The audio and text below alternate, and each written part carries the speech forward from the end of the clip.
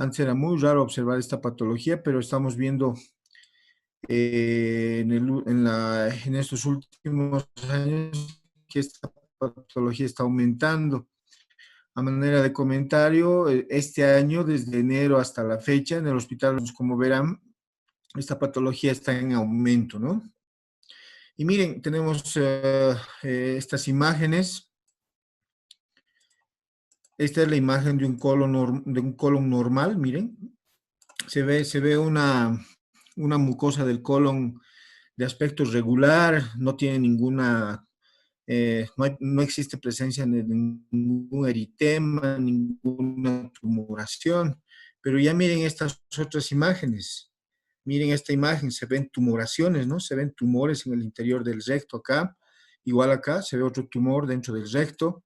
Y acá otro tumor en el colon descendente, la mayor parte de las veces, como pueden ver, ya con sangrado, ¿no? Aquí se puede ver sangrado. Entonces, seguramente este paciente va a tener datos de una hemorragia digestiva baja, ¿no? Es decir, rectorragia, que nos habla de que la hemorragia que está presentando es baja y probablemente podría ser secundaria a un cáncer de colon si es que tiene toda la sintomatología y los factores predisponentes, ¿no? Y miren, hablando un poquito de la introducción, el cáncer, este tipo de cáncer es una enfermedad que causa importante morbilidad y mortalidad, lo que les decía, está aumentando cada vez más, sobre todo en Norteamérica, Europa y otras regiones, donde el estilo de vida y los hábitos alimentarios son similares, es decir, existen factores bastante identificados que condicionan el desarrollo de esta patología, como vamos a poder ver más adelante. Hablando un poquito de la epidemiología, el cáncer colorectal está considerado el cuarto tumor maligno más frecuente en todo el mundo. ¿Qué les parece? Es decir, hay que tomarlo en cuenta porque es una alta estadística, ¿no? El cuarto tumor maligno más frecuente en todo el mundo, tanto en hombres como en mujeres. En los Estados Unidos de Norteamérica es el tercero más frecuente, es decir, varía también de acuerdo a zonas geográficas determinadas, ¿no? El año 2016 se diagnosticaron 145,000 nuevos casos en Estados Unidos con una estimación de 56,000 muertes. Ustedes se preguntarán, ¿por qué tan alta la estadística de muertes en este tipo de cáncer? Porque lamentablemente el diagnóstico se lo hace tardíamente, porque cuando el cáncer está en etapa temprana no da mucha signos, sintomatología que eventualmente nos haga pensar en este tipo de neoplasia. La sintomatología es vaga, ¿no? Entonces pensamos en otras cosas benignas y no pensamos tanto en esto y lamentablemente el paciente es diagnosticado en etapas avanzadas cuando ya el cuadro está metastásico, muy avanzado y obviamente el pronóstico del paciente es desfavorable, ¿no? Es responsable del 11% de las muertes. En Japón es la tercera causa de muerte por cáncer después del pulmonar y el gástrico. Como les decía, hay variaciones geográficas, ¿no? Y miren esta estadística, siempre recordarla, hablando un poquito de la frecuencia de cáncer, está en el cuarto lugar hablando de los cánceres malignos, ¿no? Primero está el cáncer de pulmón, el de mama, el de próstata y está en el cuarto lugar. Y hablando de la frecuencia de cáncer del tubo digestivo, es el primero, según algunas estadísticas, ¿sí? Es el primero en frecuencia, cáncer de colon, el segundo el gástrico, el hepático y el cáncer de páncreas, sobre todo el de cabeza de páncreas, ¿no? Hablando un poquito de las estadísticas también y de la epidemiología, en América Latina, los países más afectados son Uruguay y Argentina, más que Chile y Ecuador, por ejemplo, o nuestro país. Y ustedes se preguntarán, por qué tan alta estadística en Uruguay y Argentina? Por la dieta. No olviden que las famosas parrilladas, los asados, son consumidos bastante en estos países, ¿no? Entonces, como nosotros nos antojamos, por ejemplo, acá en nuestro país, a media mañana comer un guiso, un picante que nos gusta tanto, ¿no? Un ají de fideo, no sé. Allá en Argentina todo el tiempo se hacen asados, todo el tiempo. Y obviamente el asado viene con bastante grasa y ese factor sería predisponente para el desarrollo de esta neoplasia, ¿no? En Bolivia no se disponen demasiados datos epidemiológicos valederos, pero se considera que su prevalencia e incidencia ocupa un puesto intermedio en los cánceres del tubo digestivo, ¿no? Y según los estudios, hay diferencias bastante claras en la incidencia del cáncer colorectal en diferentes zonas geográficas del mundo. Por ejemplo, existe alta frecuencia en Estados Unidos, Nueva Zelanda, Canadá, Europa Oriental y baja frecuencia en Asia y Sudamérica, seguramente condicionado por la dieta, ¿no? También hablando de la epidemiología, El riesgo de este tipo de cáncer aumenta notoriamente con la edad, es decir, habitualmente este tipo de neoplasia se ve en personas mayores de 45, 50 años o más, excepto en el contexto de algunas formas hereditarias. Esta enfermedad es muy poco frecuente antes de los 40 años, pero existen excepciones. Les cuento que el año pasado, sí, viene un paciente a las 2 de la mañana al Hospital Bracamonte con dolor en fosa ilíaca derecha. El cirujano que estaba de guardia lo interpretó como una apendicitis aguda porque presentaba reacción peritoneal. El paciente se operó de emergencia a las 3 de la mañana y lo que se encontró fue un linfoma de ciego, es decir, un tumor a nivel del ciego. Se hizo una hemicolectomía derecha, ¿sí? Y una iliotransverso anastomosis para restituir el tránsito intestinal, y una vez que llegó el informe de anatomía patológica se concluyó de que se trataba de un linfoma de intestino grueso a nivel del ciego. Entonces, como verán, es raro en personas jóvenes, pero sí pueden haber casos. Ese paciente tenía 20 años aproximadamente, ¿no? Después de los 50 años, como les decía, hay un aumento rápido en la tasa de esta enfermedad, es decir, es más frecuente en este grupo etario, y el 95% de los casos aparecen mayores de 50 años. Eso siempre tomarlo en cuenta. Es decir, es aquel paciente que viene a la consulta, tuvo molestias digestivas inespecíficas, le hacemos, miren, acá está el médico, está recabando los datos del paciente, tenemos un paciente mayor, ¿sí? Es habitualmente en personas mayores, tuvo el paciente molestias digestivas como constipación, flatulencia o eventualmente rectorragia, y al hacerle la colonoscopía encontramos esto, que ya no es solamente una inflamación, sino es un tumor en el colon a distinto nivel, ya con datos de sangrado que seguramente se van a traducir por datos de hemorragia digestiva baja, ¿no? Eso es lo que podemos encontrar. Y la variedad histológica, hablando de variedades histológicas, la que más frecuentemente se diagnostica a nivel no solamente Sudamérica, sino mundial, es el adenocarcinoma en un 90-95% de los casos. Otros menos comunes son los linfomas, lo que les decía, el diagnóstico que obtuvimos luego de operar a ese paciente el año pasado, ¿no? Era un linfoma de ciego, de colon, ¿no?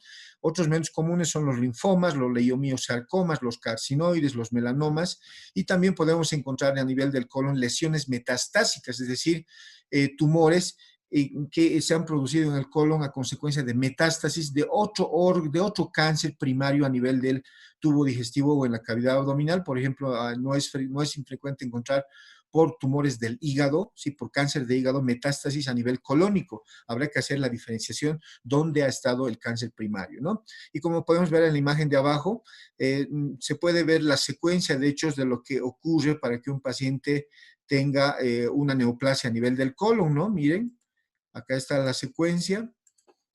El paciente tuvo una lesión primaria, una lesión que le predisponía a cáncer de colon, ¿no? Esa lesión fue aumentando de tamaño, se hizo bastante grande, y obviamente a nivel de esa lesión hubo metaplasia y displasia, es decir, cambio de un epitelio normal a uno patológico, ¿no? El paciente desarrolló un adenocarcinoma y obviamente eso se constituyó en un cáncer de colon. Esa es la secuencia de hechos que podemos encontrar en el paciente, ¿no? Hablando un poquito de la etiopatogenia y los factores de riesgo, que es importante que ustedes lo conozcan, ¿no? ¿En qué tipo de personas hay que buscar este tipo de cáncer? Alrededor del 75% de los cánceres de colon son esporádicos, es decir, se presentan en personas que no tienen demasiados factores de riesgo para esta patología, ¿sí? Y el resto, es decir, el 25%, se producen en pacientes considerados de alto riesgo. ¿Por qué se llaman considerados de alto riesgo? Porque tienen factores que predisponen a cáncer de colon que han sido estudiados y bastante identificados. ¿Cuáles son?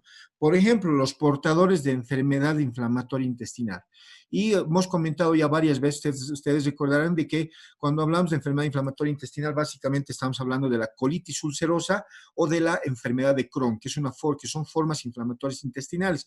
Actualmente se sabe que hay una tercera, que se llama la colitis indeterminada, que no tiene demasiadas características ni de una ni de otra, es una intermedia, ¿no?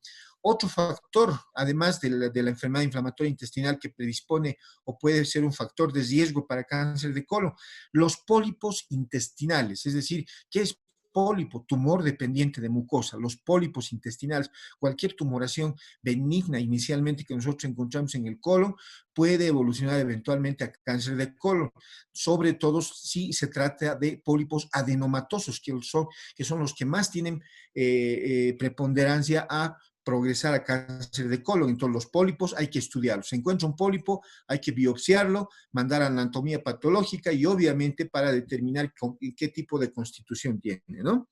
Otro, la poliposis familiar adenomatosa, lo que se llama comúnmente como PAF, ¿sí? Poliposis familiar adenomatosa. Esta patología consiste básicamente en la formación de pólipos en el tubo digestivo y una gran cantidad de estos pueden ser adenomas, que son los que habitualmente evolucionan a cáncer de colon y pueden predisponer al desarrollo de esta patología en el paciente.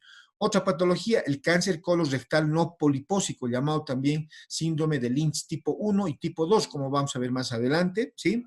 Y los pacientes con una fuerte historia familiar de cáncer, es decir, siempre es importante preguntar al paciente al paciente mayor que viene con rectorragia, con síntomas que nos orientan a un cáncer de colon, si alguien de la familia había tenido o ha fallecido por este problema para orientarnos más al diagnóstico que estamos sospechando. Entonces, pacientes con una fuerte historia familiar de cáncer de colon es importante averiguarlo al momento de realizar una anamnesis minuciosa seguramente, ¿no? Y hablamos de la etiopatogenia y los factores de riesgo.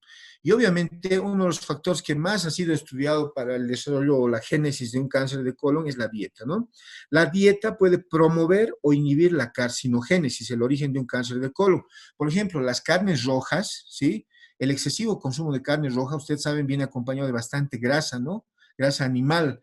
Y obviamente este alimento produciría una irritación, una inflamación crónica a nivel del colon y su consumo exagerado y obviamente continuo en el transcurso del tiempo puede predisponer a cáncer de colon.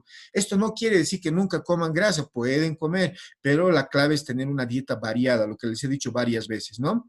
Y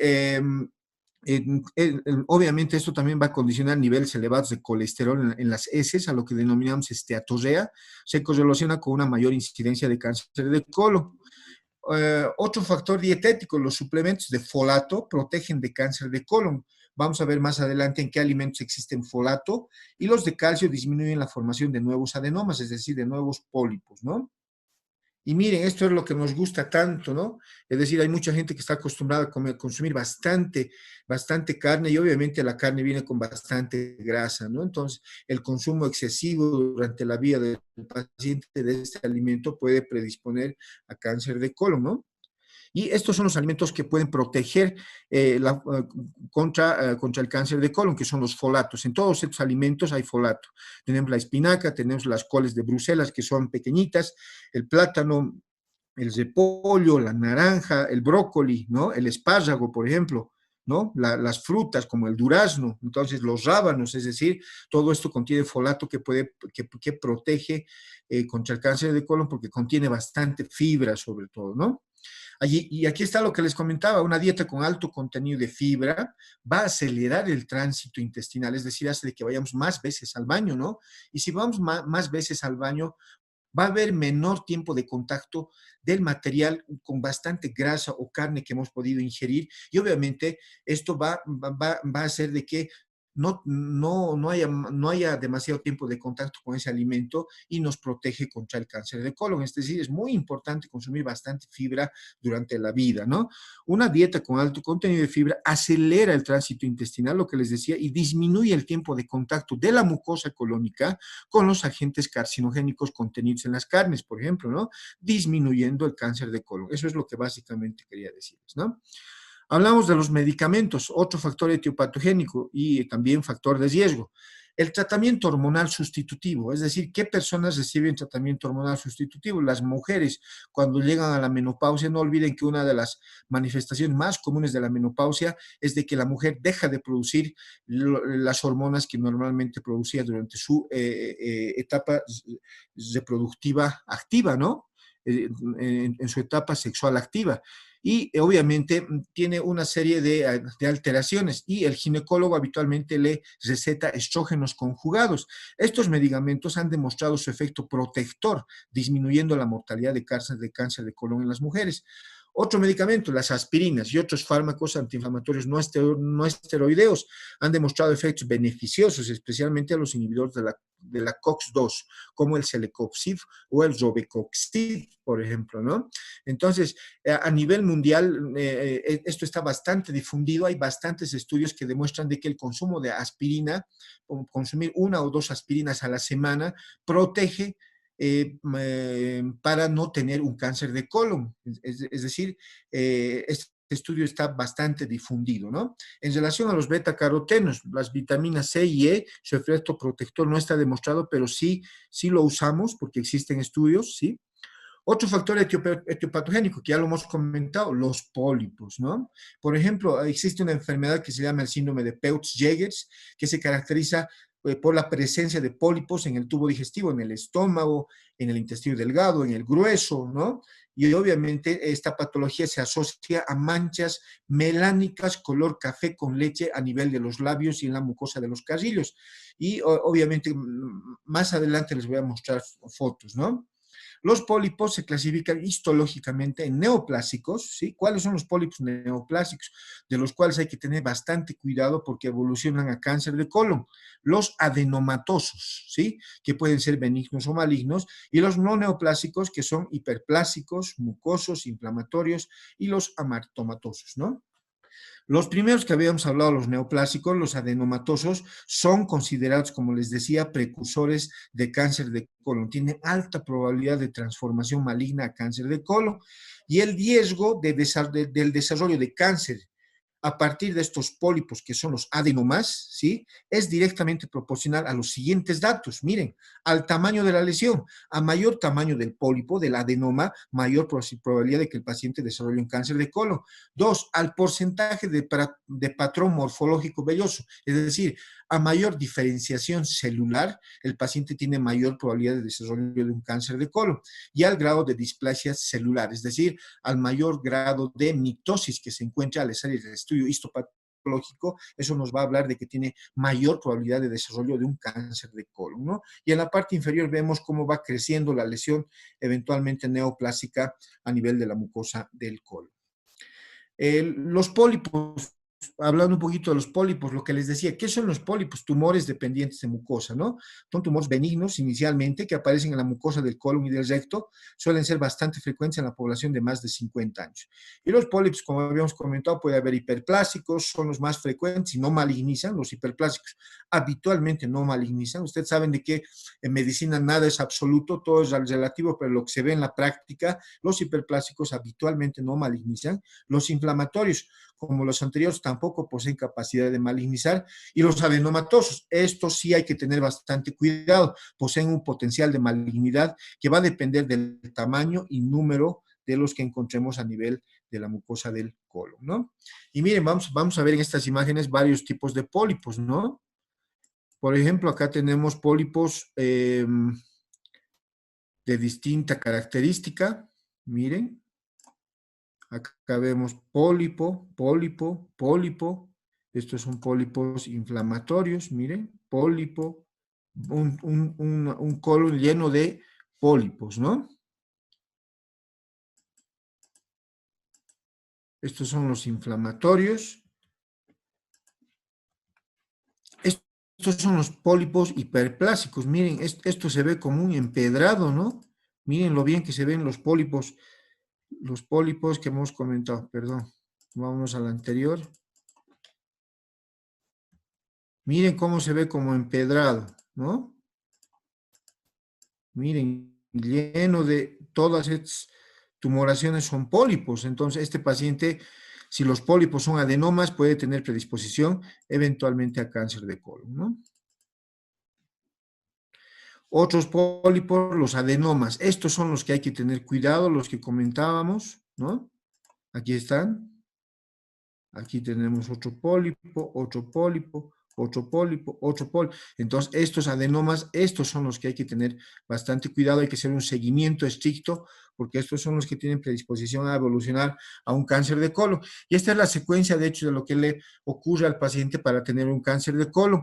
Habitualmente empieza en un colon normal, obviamente por factores predisponentes. Aquí tenemos un colon normal y obviamente el paciente en cualquier momento llega a tener adenomas, ¿no? Que son pólipos adenomatosos y estos van a ir creciendo progresivamente, ¿no? Van a ir creciendo progresivamente hasta evolucionar eventualmente a un cáncer de colon después de 10 a 15 años, ¿no?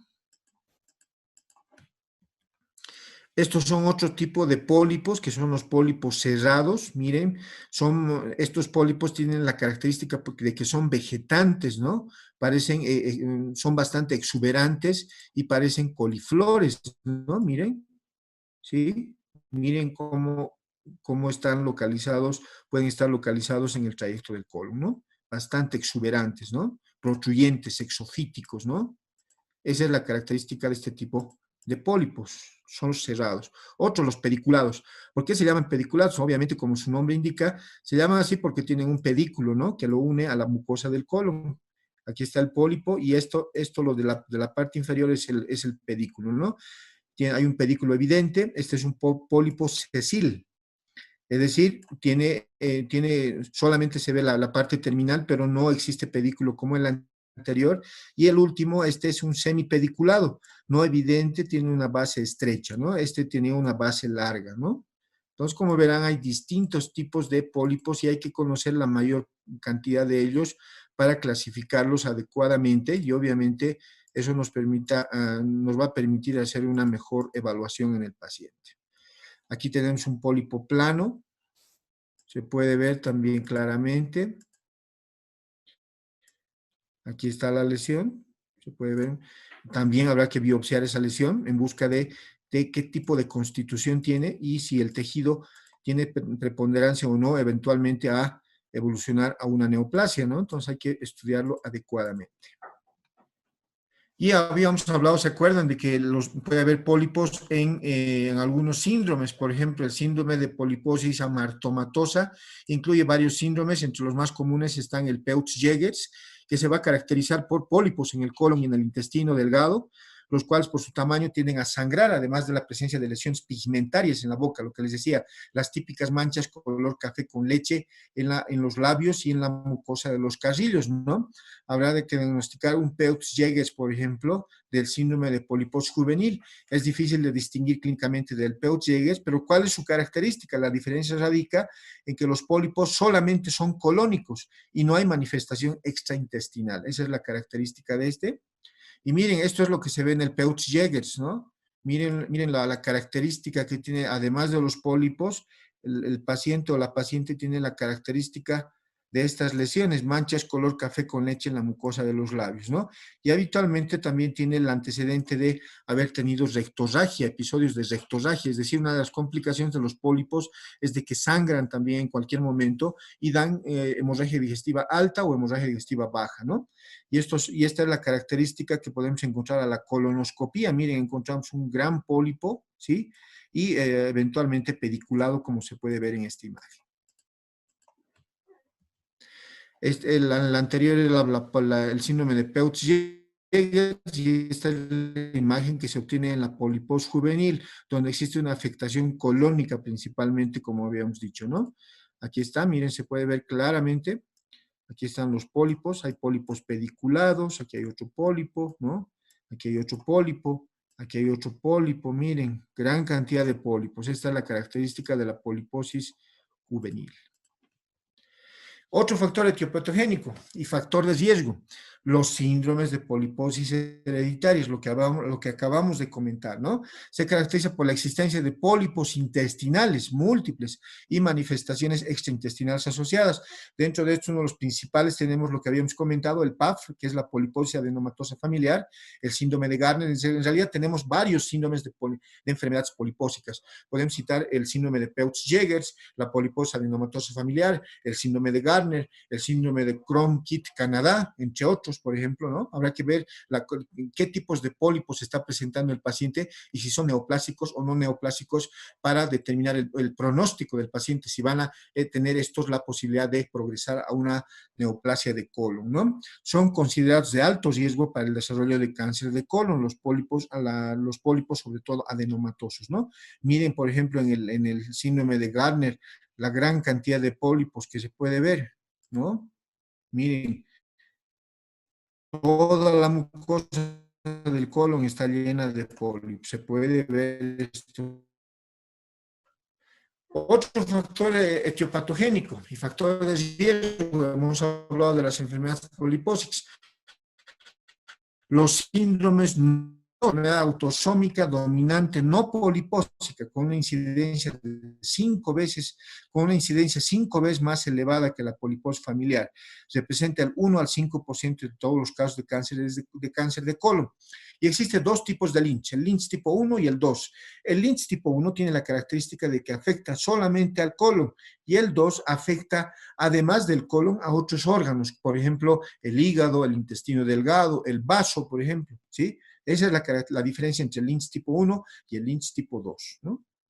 Y miren, le hacemos una endoscopía al paciente y podemos encontrar estas imágenes, miren, este es el ciego, podemos encontrar un gran tumor a nivel del ciego, totalmente exofítico, protruyente, ¿no? Bastante grande, ¿no?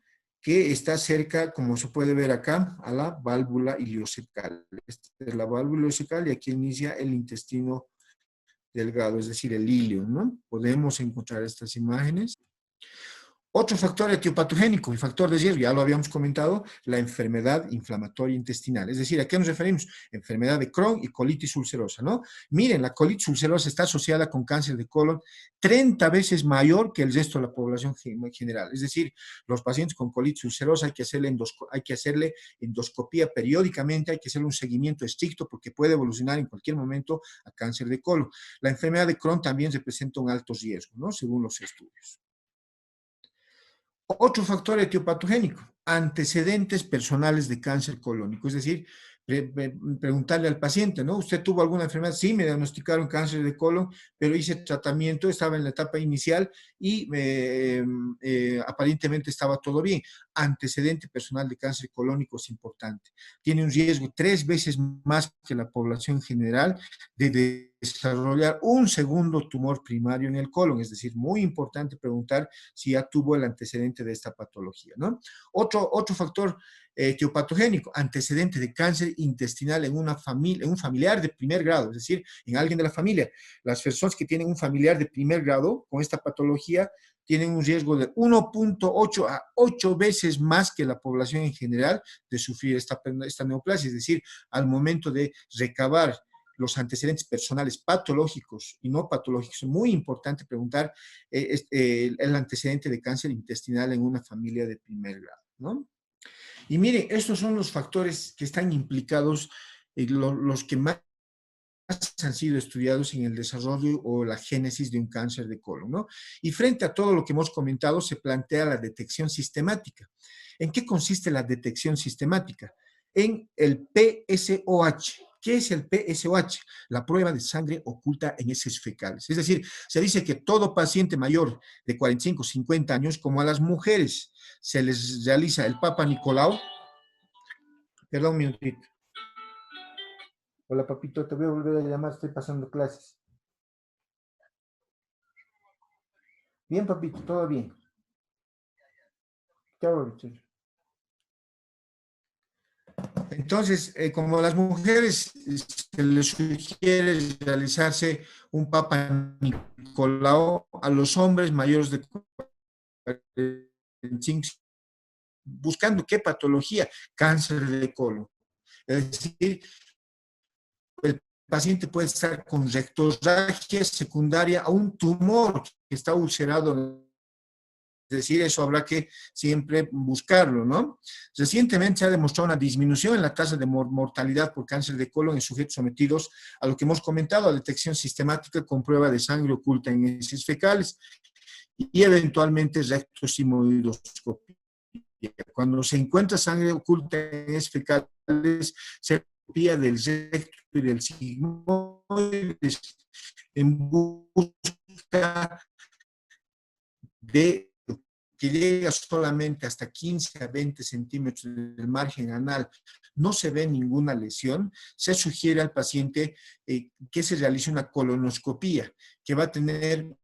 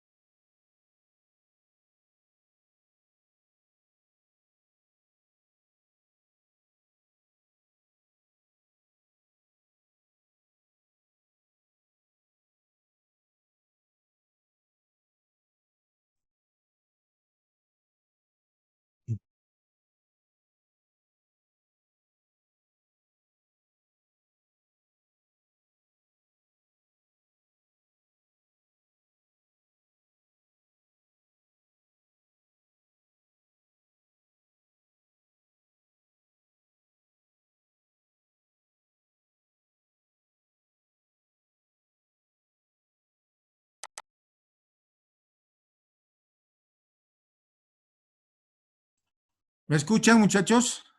Se cortó un momento, debí bajar la señal. Sí, doctor, se escucha muy bien. Sí. Perfecto. Vamos a seguir entonces.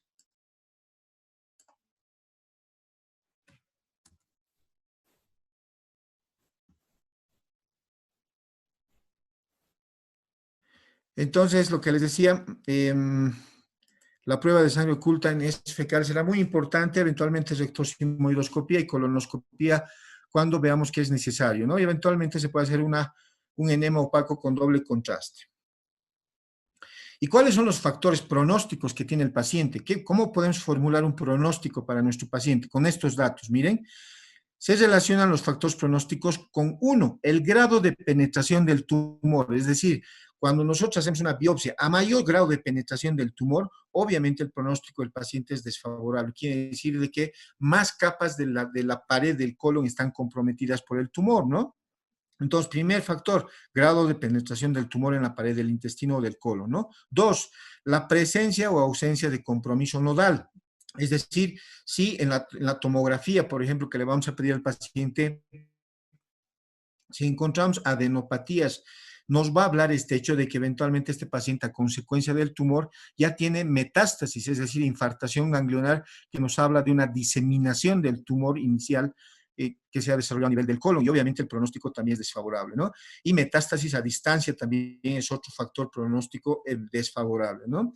Además de estos tres factores básicos que hemos comentado, se consideran de importancia, ¿sí? Como factor pronóstico, la obstrucción, por ejemplo, y perforación del intestino. Hay muchos pacientes que vienen, por ejemplo, obstruidos, ¿sí? Y nosotros decimos, este paciente debe tener un vólvulo de sigmoides. La causa más frecuente de obstrucción intestinal baja en nuestro medio es un vólvulo de sigmoides, pero lo operamos al paciente. El otro día igual vino una paciente de 70 años y con el abdomen completamente distendido, lo interpretamos como un vólvulo de sigmoides, operamos de emergencia a la paciente y se trataba de un cáncer de colon en el colon descendente. ¿Qué les parece? Que había provocado estenosis, es decir, el cáncer de colon izquierdo habitualmente se comporta con estenosis y el cáncer de colon derecho habitualmente se comporta con hemorragia, porque hay lesiones exofíticas bastante protruyentes, ¿no? Entonces, otro factor a considerar es la obstrucción y perforación del intestino, ¿no? Que van a influir negativamente en el pronóstico del paciente. Otro factor pronóstico importante que hay que tomarlo en cuenta es la determinación del CEA. ¿Qué es el CEA? El antígeno carcino embrionario. ¿Qué es el antígeno carcino embrionario? Un marcador tumoral para el diagnóstico de cáncer de colon. Cuando usted sospechen de cáncer de colon, hay que solicitarle al paciente el CEA, ¿no? Cuando está muy elevado, tiene un pronóstico negativo significativo. Otros factores pronósticos a tomar en cuenta son la edad, obviamente a mayor edad, seguramente el estado general del paciente se va a comprometer más. El grado de diferenciación celular, a mayor grado de diferenciación celular, nos habla de que ese cáncer está activo y y obviamente hay una mitosis y una proliferación celular descontrolada que va a influir negativamente en el pronóstico del paciente. Y otro factor a tomar en cuenta es la invasión linfática y vascular que podemos encontrar en este tipo de pacientes, ¿no? Y desde el punto de vista anatomopatológico, desde el punto de vista microscópico, tenemos de que el paciente puede tener tumores epiteliales, que básicamente son el adenocarcinoma, más del 90%. Otros tumores que podemos encontrar son el carcinoma mucinoso o coloide. ¿Cómo vamos a determinar cuál de estos tumores tiene el paciente? Por, obviamente, biopsia y estudio histopatológico de la lesión sospechosa de neoplasia que hemos encontrado a la colonoscopia en el paciente, ¿no? Otros, carcinoma en células de anillo de sello, carcinoma adenoescamoso, indiferenciado. Otros son los sarcomas, leiomiosarcomas y otros menos frecuentes, ¿no? Y el sistema de graduación más frecuentemente utilizado, ¿sí? Para valorar este tipo de casos está basado en grado de formación de estructuras glandulares, el pleomorfismo nuclear, es decir, las formas de los núcleos en el estudio histopatológico, y número de mitosis bien diferenciadas, moderadamente diferenciadas e indiferenciadas. ¿Y qué característica macroscópica nosotros podemos encontrar de los cánceres de colon desde el punto de vista macroscópico, a la visión directa, ¿no? El cáncer puede estar ulcerado, más en el colon derecho, eso no olvidarlo.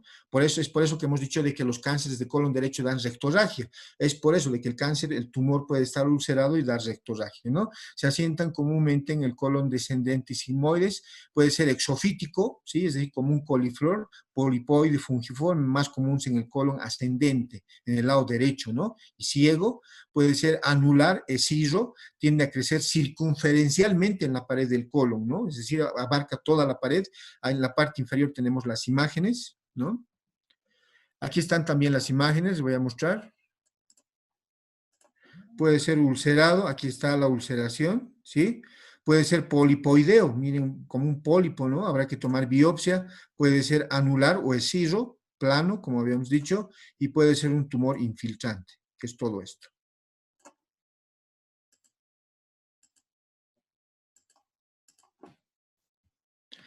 La localización será importante conocerla, la localización del cáncer de colon. En los últimos años ha sufrido algunas modificaciones, dependerá del lugar donde se ha hecho el estudio. Tenemos el colon ascendente y ciego en un 25% de los casos, colon transverso 15% de los casos, descendente 5% de los casos, sigmoides 25%, recto sigmoides 10% y el recto 25%. Es decir, los más frecuentes son sigmoides, recto y colon ascendente y ciego, ¿no? Descendente mucho menos. El transverso menor que los anteriores, ¿no? Aquí tenemos otra clasificación. Las estadísticas pueden variar de acuerdo al lugar donde se ha hecho el estudio, ¿no? Aquí otra estadística desde el punto de vista anatomopatológico. No olvidar que el 90, 95%, hasta el 97% son adenocarcinomas. Ahí está la distribución en los distintos segmentos, otro estudio. Y estos son los sitios de metástasis más frecuentes, al hígado, al pulmón y más raro a los ovarios, huesos y al cerebro, que puede haber. Estas son las vías de diseminación del cáncer de colon. Se extiende por extensión intramucosa, es decir, empieza como una lesión inicial a nivel del colon, una lesión solamente en la mucosa. Por eso decimos extensión intramucosa. Posteriormente, esta va a evolucionar a una invasión directa de estructuras adyacentes, ¿sí?, a las zonas vecinas. Va a haber una diseminación linfática, una diseminación hematógena, diseminación intraperitoneal y una implantación anastomótica, eventualmente referido al hecho de que aquellos pacientes en los cuales se les hace una resección intestinal del cáncer de colon y una anastomosis, si no se toma un buen margen de seguridad, puede quedar una implantación anastomótica de un cáncer residual. A eso se refiere el hecho de implantación anastomótica, ¿no? Y la estadificación. Existen varios sistemas para estadificar el cáncer de colon, aunque muchos clínicos están familiarizados principalmente con la clasificación de Dux, Asteler y Kohler, ¿no? Miren, hablando de la clasificación de Dux, tenemos esta clasificación. ¿Qué es el Dux A? Es un tumor ilimitado a la pared del intestino, sin metástasis ganglionar ni regional. Es decir, es un caso todavía que se puede tratar. Hablamos de un Dux B. es un tumor que se extiende a los tejidos extracolónicos, ya está avanzando mucho más que el anterior, ¿no? O extrarrectales, pero todavía sin metástasis ganglionar regional, ¿no? El DUC-C se clasifica en C1 y C2. DUC-C, presencia de metástasis ganglionar regional, C1, metástasis a ganglios epicólicos y paracólicos, y C2, metástasis a ganglios principales. Es decir, todo esto nos va a ayudar a hacer una mejor valoración y estadificación de lo que le está pasando a nuestro paciente. Este es el doctor Cumbert Dux, el que dio la clasificación que hasta la actualidad se sigue manejando, que nos ayuda bastante para valorar adecuadamente estos pacientes, ¿no? Y tenemos variaciones de la clasificación de Dux modificada por Astler y Kohler, en la cual existen algunas modificaciones, como ustedes pueden ver, ¿sí? Aquí vemos en imágenes la clasificación de Astler y Kohler en carcinoma rectocolónico, y tenemos la clasificación TNM para cáncer de colon, el sistema de estratificación TNM para cáncer de colon, en el cual, por ejemplo, T2 quiere decir que invade a la muscular propia, el T1 invade a la submucosa, T3 el tumor atraviesa la muscular propia. Todo esto es más desde el punto de vista oncológico, ¿no? El oncólogo nos va a realizar toda esta valoración, ¿no? De acuerdo a los resultados que reciba el oncólogo desde el punto de vista anatomopatológico, se va a poder determinar si es un T1, T2, T3 o T4, ¿no? Con sus características. Hablamos de N, ¿sí? Estamos hablando de la clasificación TNM. Y vamos a hablar obviamente de los ganglios linfáticos regionales, ¿sí? Por ejemplo, N0, no hay metástasis en ganglios linfáticos regionales. N1, metástasis en 1 a 3 ganglios linfáticos pericólicos o perisectales. N3, metástasis en cualquier ganglio linfático en un tronco vascular determinado. Hablamos de M, M0, no hay metástasis a distancia. M1, metástasis a distancia. Y obviamente va a haber agrupación por estadios. Por ejemplo, es un paciente que puede tener T1, N0 y M0. Ya van a saber, ya saben ustedes cómo interpretarlo, ¿no? Y la clínica, que es lo que nos interesa. Es muy importante que recuerden siempre la clínica que va a presentar el paciente, ¿no? Obviamente la presentación clínica en el paciente va a depender de la localización, ¿sí? Del tumor o del cáncer de colon y del estadio clínico del tumor primario. Esto es muy importante. Por ejemplo, en el cáncer colorectal temprano, ese es el gran problema que tenemos. Como está empezando el cáncer en el paciente, la mayor parte de las veces el paciente está asintomático o tiene síntomas leves, es decir, empieza a tener algo de constipación, ¿sí? Presenta rectorragia microscópica que no la detecta el paciente, ¿no? Y solamente en los estadios más avanzados podemos encontrar bastante signos, sintomatología. Es por eso que les decía, lamentablemente, de que la mayor parte de los cánceres de colon son diagnosticados tardíamente y por eso el pronóstico de los pacientes no es bueno, no es favorable, ¿no? Si el cáncer es avanzado, los datos más frecuentes son, por ejemplo, alteración del hábito intestinal, ¿sí? ¿Qué refiere el paciente? Constipación, ¿sí? No olviden que en el cáncer de colon izquierdo, del descendente y del sigmoides también, puede haber lesiones estenosantes que provocan una estrechez a nivel del colon y obviamente eso va a condicionar constipación por alteración del tránsito intestinal, ¿no? De la materia fecal, que es común en neoplasias del colon izquierdo, lo que les decía, y el recto. La diarrea es más frecuente en los tumores del lado derecho, la diarrea y la rectorragia, es decir, por tumores exofíticos que pueden sangrar fácilmente, es más frecuente en tumores del lado derecho. El paciente también obviamente puede referir dolor tipo cólico. ¿En qué tipo de cáncer? ¿Derecho o izquierdo? Más en el izquierdo, porque como puede tener lesiones estenosantes, se altera el tránsito intestinal y obviamente el paciente puede tener tendencia a tener cólicos intermitentes, ¿no? Se presenta más en el colon izquierdo por las lesiones estenosantes, menos frecuente en el lado derecho, ¿no? El paciente también puede presentar anemia por la hemorragia crónica microscópica. ¿En qué tipo de cáncer? ¿Será derecho o izquierdo? Como hemos comentado, más en lesiones del colon derecho, que son grandes, protruyentes, vegetantes, ¿no? Y también rectorragia en neoplasias del recto y más frecuente en neoplasias del colon derecho también. Aquí está también otra vez lo que habíamos comentado, un resumen de la clínica en neoplasias del colon izquierdo, por ejemplo. Es común alteraciones del hábito intestinal como constipación, puede causar esa neoplasia, obstrucción parcial o completa de la luz del intestino, ¿no? Obviamente el lumen está bastante disminuido y estrecho, ¿no? Puede presentar el paciente de dolor tipo cólico, se presenta en el colon izquierdo por lesiones estenosantes, como habíamos comentado. Puede haber obstrucción parcial, náusea, distensión abdominal porque está alterado el tránsito intestinal por la lesión estenosante, y muchos pacientes se presentan con complicaciones de obstrucción y perforación. En los del lado derecho puede haber diarrea con periodo de estreñimiento, con abundante moco, meteorismo y borborismo. Puede haber dolor tipo cólico menos frecuente y es más frecuente ver anemia clínica crónica por hemorragia crónica microscópica.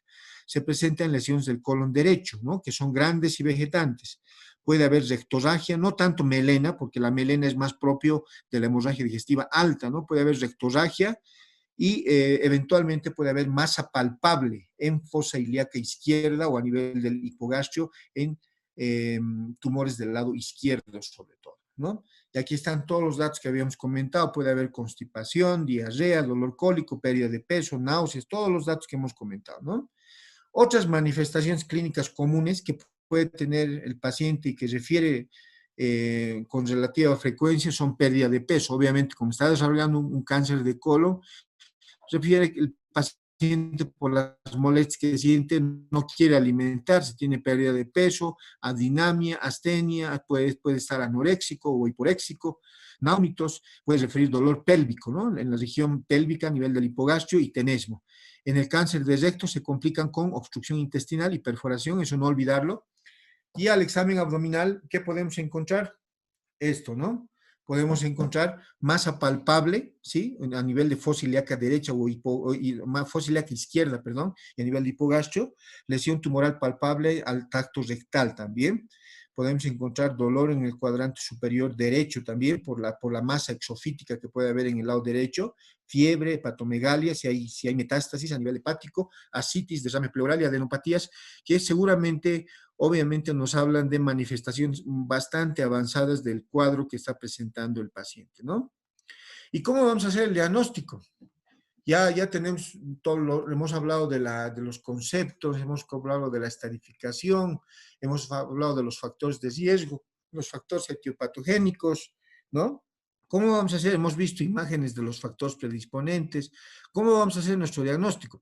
Primero, colon por enema. Lo primero que hay que pedirle al paciente colon por enema se realiza con doble contraste. ¿Por qué se llama con doble contraste? Porque se realiza con aire y con bario, ¿no? En sospecha de cáncer multicéntrico y lesiones de tipo linitis plástica. ¿Y qué dato debemos buscar en el colon por enema con doble contraste? Esto, el signo de la manzana mordida. Miren, aquí viene el colon, se estrecha y otra vez continúa, ¿no? Igual acá, viene acá, se mordida toda esta zona. Como vamos a ver, creo que hay otras imágenes más. Aquí está. Miren lo bien que se ve el signo de la manzana mordida.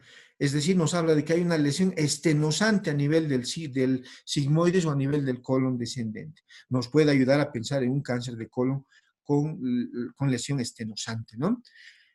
También a nivel de obviamente una vez que le hemos hecho el colon por enema con doble contraste, ¿qué le vamos a hacer? Otro estudio, colonoscopía, ver el colon por dentro, ¿no? Para ver qué tipo de lesión está presentando el paciente, si ya tiene tumor, no tiene tumor, o todavía está teniendo un factor predisponente como un pólipo, por ejemplo, ¿no?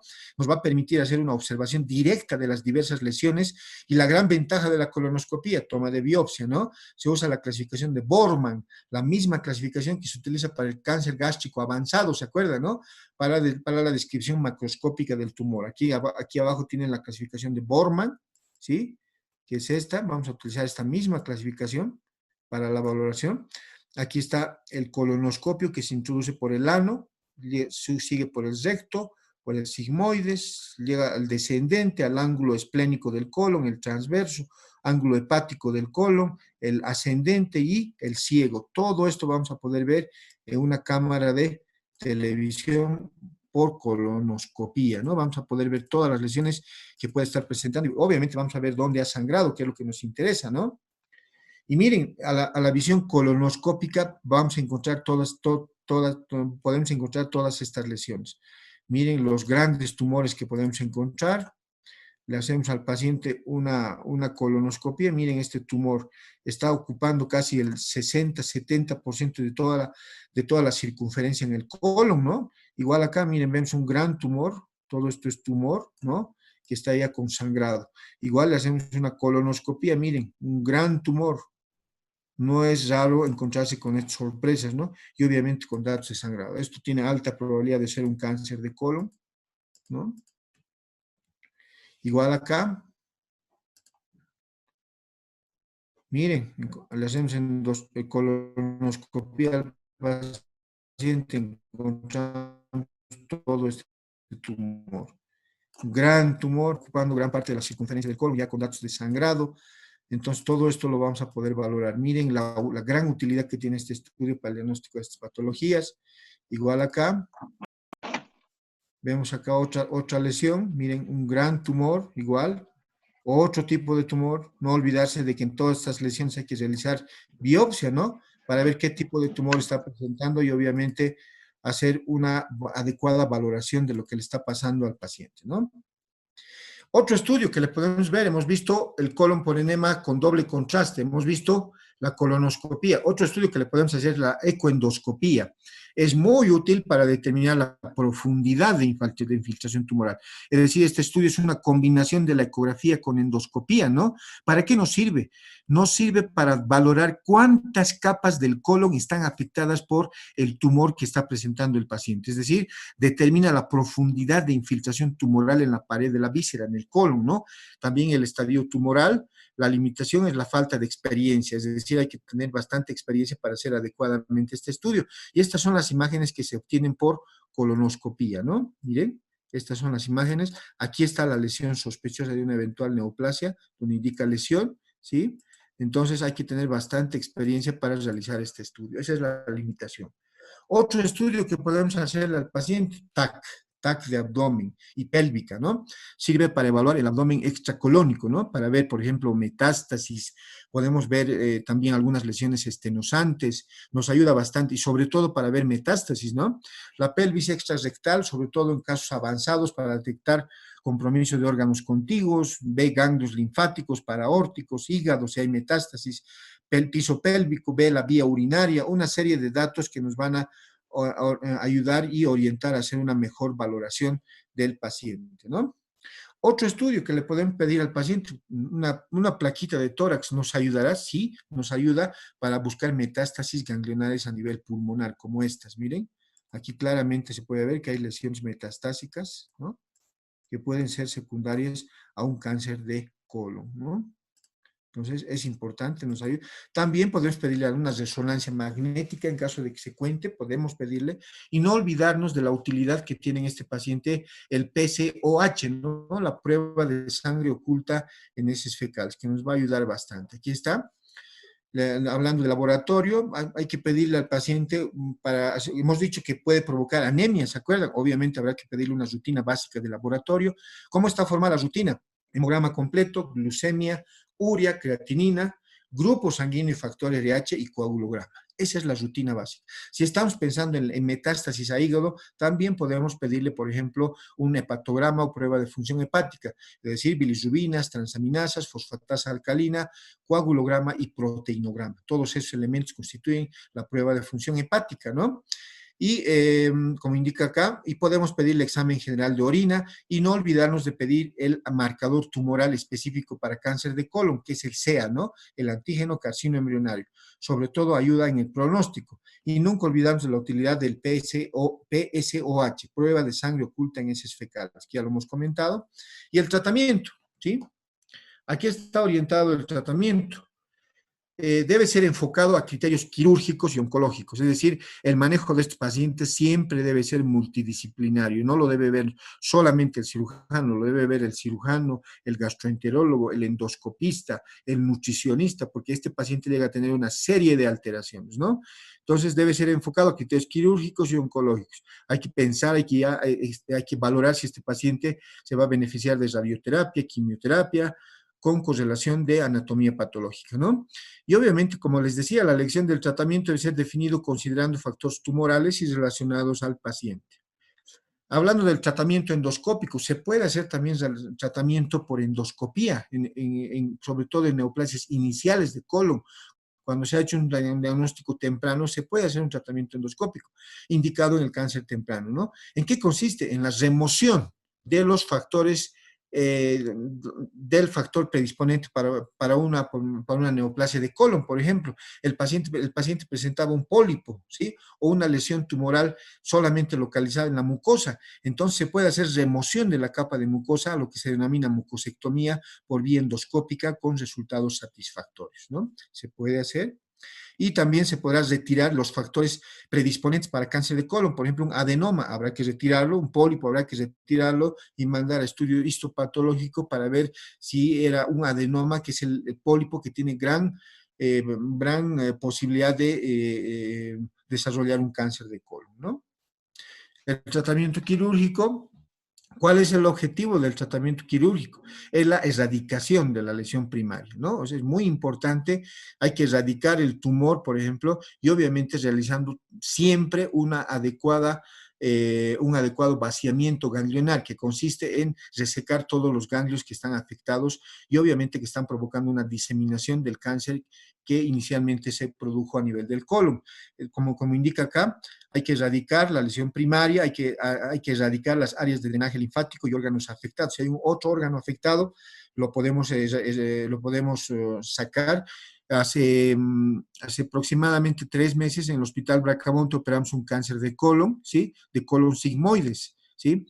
Entonces, era un gran tumor en el colon sigmoides de 15 centímetros de diámetro que estaba provocando estenosis a ese nivel, ¿no? Una paciente de 45 años, y resecamos el tumor y cuando revisamos el resto de la cavidad hemos encontrado otros 2 tumores a nivel del intestino delgado, más o menos en el IE1, a 1 metro más o menos del ángulo de Treitz. Hemos tenido que resecar también esos tumores, ha sido una cirugía bastante compleja.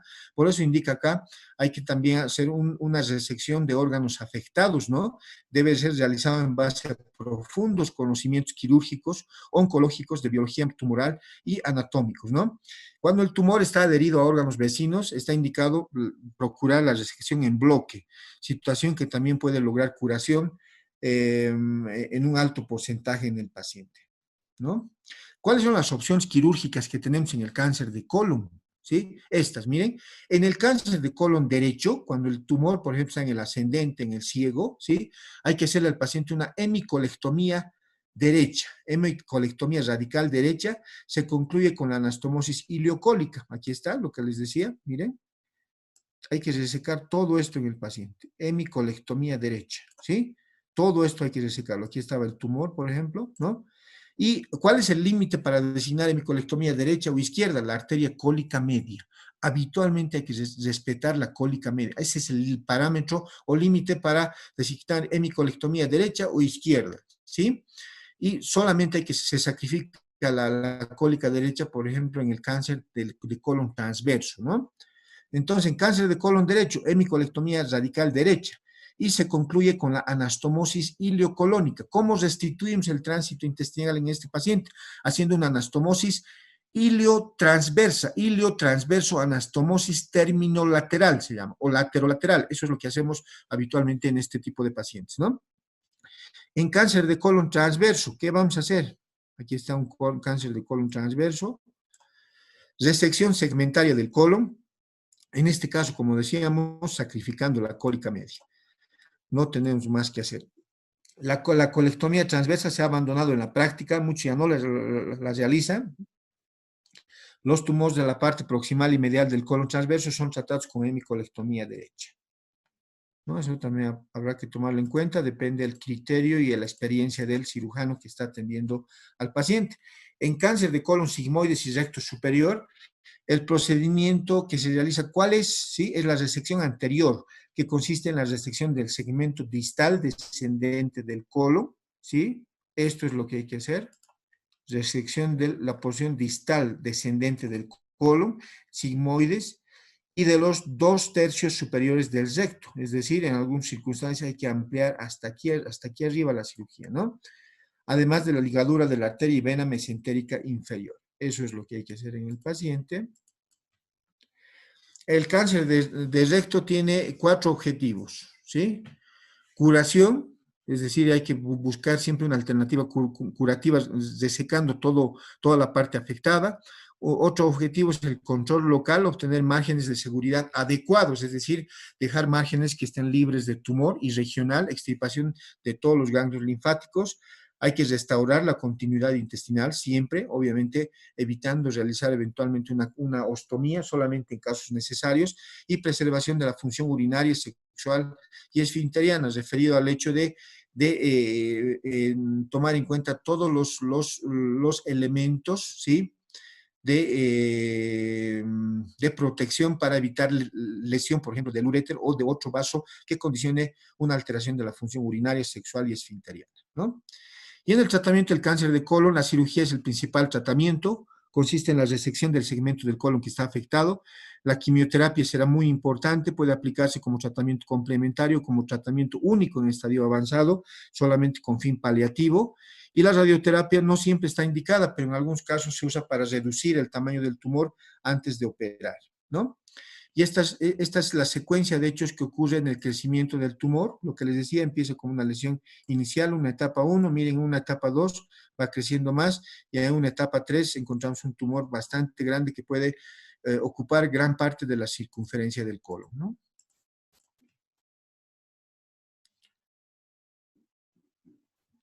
Hablamos de la terapia coadyuvante. La radioterapia y quimioterapia preoperatoria, la radioterapia intraoperatoria es importante en algunos pacientes en caso de cáncer localmente afectados. Radioterapia y quimioterapia postoperatoria también es importante en algunos pacientes.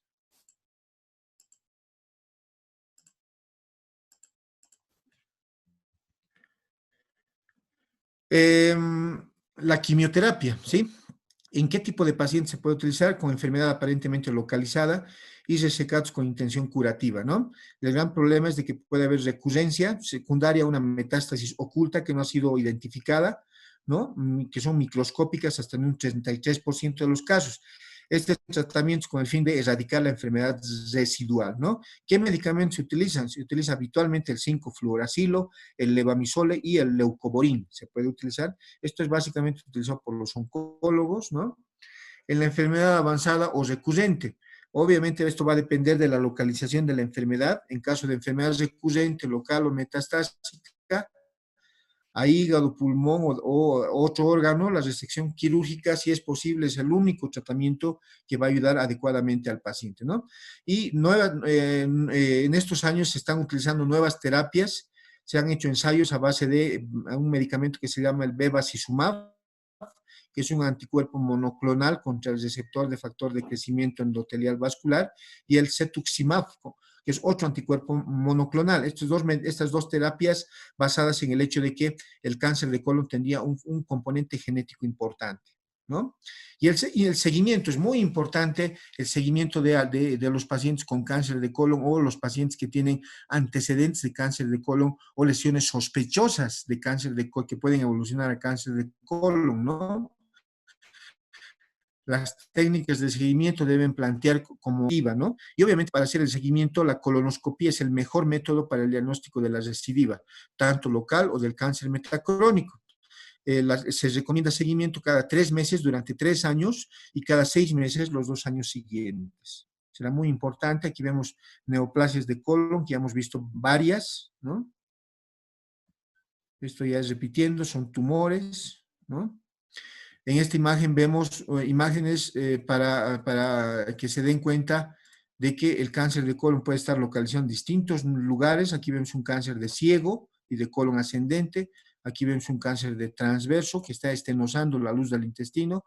Aquí vemos igual un cáncer de colon descendente que está estenosando la luz del intestino. Y aquí vemos tumores a nivel del recto, ¿no? Todo esto podemos encontrarlo en los pacientes. Y como cada vez están aumentando más los casos de cáncer de colon, se ha creado el día contra el cáncer de colon, que es el 31 de marzo, ¿sí? Entonces, se ha creado este logotipo, ¿no? Que nos explica 30 minutos al día te ayudarán a cuidar tu peso y mantenerte saludable. Y recuerda este logotipo los síntomas que pueden orientarnos a un cáncer de colon, que son básicamente cambios en el hábito intestinal, diarrea o estreñimiento, 2, presencia de sangre en las heces fecales, es decir, habitualmente rectorragia. Otro, ir frecuentemente al baño, es decir, alteración del hábito intestinal, lo que habíamos comentado, con sensación de evacuación incompleta, ¿no? Es decir, tenesmo, que el paciente presente sangre por el ano, ¿no? Dolor o molestia abdominal, muchos gases o cólicos intestinales intermitentes, pérdida de peso sin motivo aparente, y los síntomas eventualmente de un síndrome paraneoplásico, fatiga, adinamia, astenia, hiporexia, debilidad y anemia, datos de anemia, ¿no? Hay que buscar siempre en los pacientes que tienen anemia sin causa aparente dónde ha podido estar sangrando y podemos tener la sorpresa con una colonoscopía de que se trataba de un cáncer de colon que ha ido sangrando en forma crónica, ¿no? Y los 5 tips para prevenir el cáncer de colon: reducir el consumo de carne roja, hemos comentado, la carne roja con mucha grasa predispone. 2, vigilar el peso del paciente. 3, dejar de fumar. 8, limitar el consumo de alcohol.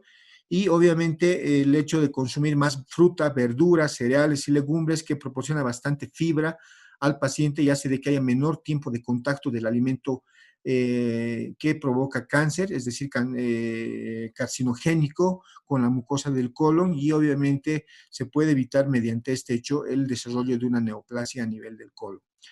Bueno, este es el tema de cáncer de colon. No sé si tienen alguna pregunta, muchachos.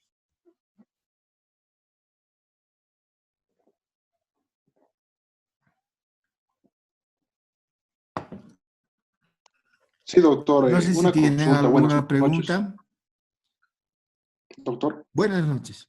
Buenas noches, dime. Doctor, una consulta. ¿El síndrome del intestino irritable puede ser una predisposición para que el paciente tenga cáncer de colon? No, te cuento que según la mayor parte de los estudios, una temporada se hicieron bastantes estudios. Es muy buena tu pregunta. Se pensó de que eventualmente el intestino irritable, ¿sí?, podía evolucionar a cáncer de colon. Actualmente lo que se sabe es de que el intestino irritable es una patología o alteración funcional a nivel del colon, funcional, es decir, y según todos los estudios que se tienen en la actualidad, no existiría posibilidad de que el intestino irritable evolucione a cáncer de colon, ¿sí? En determinado momento, como te dije, sí se estudió bastante el hecho, pero en la actualidad sabemos de que el intestino irritable no tiene mayor relación de evolucionar a cáncer de colon. Está bien, doctor. Una consulta más. Es más Dime. sobre en la prevención, ¿verdad? Que dice que debemos consumir más frutas, verduras. Esto Sí, más se estoy de adecua a la acuerdo. fibra. También escuché que la Sí, fibra en un determinado punto ayuda bueno, ayuda a proteger contra el cáncer del colon. ¿Esto sí. a qué se debería, doctor? ¿O qué efectos tiene? También lo hemos comentado, se debe al hecho de que cuando tú consumes más fibra en la dieta durante tu vida, sobre todo cuando eres joven, es decir, la fibra aumenta el bolo fecal intestinal, ¿me entiendes? Hace de que vayas más veces al baño.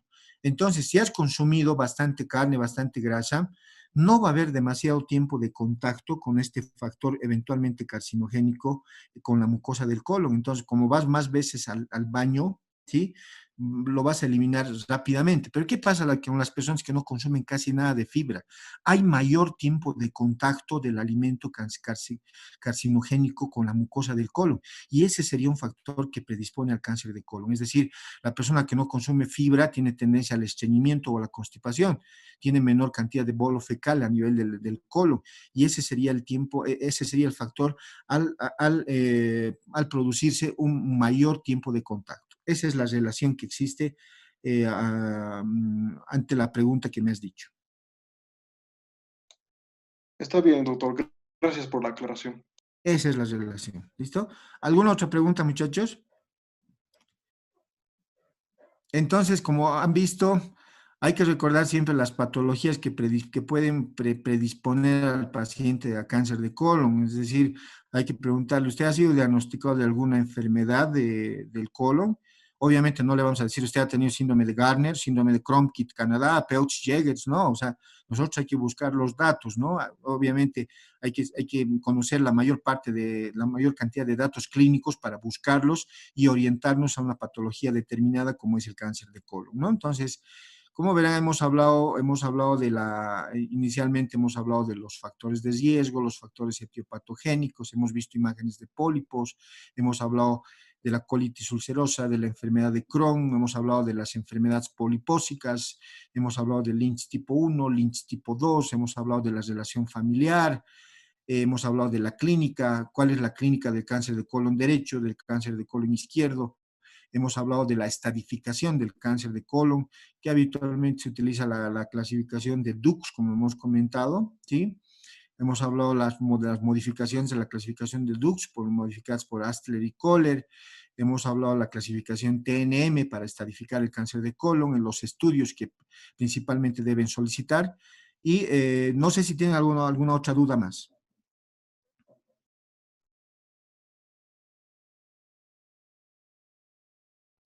Listo, muchachos. Si no tienen ninguna otra duda, saben de que pueden escribirme también a mi WhatsApp. Cualquier duda que tengan, si yo puedo ayudarles, lo voy a hacer con mucho gusto. ¿Listo? Si no tienen más preguntas, entonces hemos concluido el tema de hoy, que es cáncer de colon, y la siguiente semana ya nos toca el examen, ¿no? Ah, mañana paso con ustedes, ¿no? Sí, doctor, a las 2 de la tarde. Perfecto, vamos a avanzar otro tema más entonces. ¿Listo? Entonces nos vemos mañana a las 2 de la tarde si no tienen alguna pregunta más.